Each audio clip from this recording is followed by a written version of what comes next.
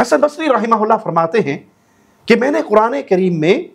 90 मकामात पर यह बात पढ़ी कि अल्लाह ने अपने बंदों से उनके रिज़्क़ के मामले में जितना अल्लाह ने नसीब में लिखा है वादा किया है, और अल्लाह का वादा बड़ा सच्चा है और यह रिज़्क़ उनको मिलकर रहेगा। बस एक मकाम पर शैतान आपको गुर्बत से डराता है, फकर से डराता है, इस बात का भी जिक्र हुआ। अब यहां से बात क्या समझ आई, किस हकीकत का इंकिशाफ हुआ कि अल्लाह सच्चे ने अपने सच्चे कलाम में 90 बार वादा किया हमसे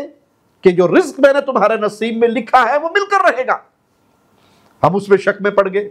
और झूठे शैतान की एक बात कुरान में एक बार नकल हुई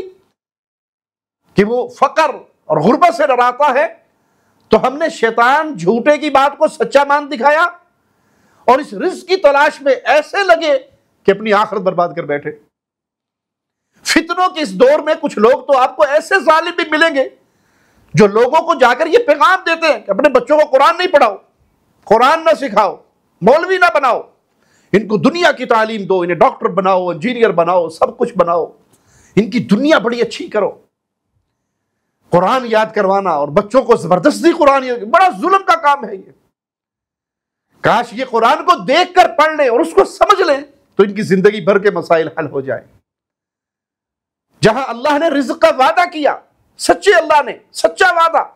उसमें हम शक में पड़ गए और दुनिया कमाने के हर फन को सीखने के लिए, हर कुछ करने के लिए मैदान अमल में उतर आए। और जहां झूठे शैतान ने एक बात गुर्बत का हमें डरावा दे दिया एक बार, तो हम उसकी झूठी बात को सच्ची मान बैठे और आखिरत से गाफिल हो गए।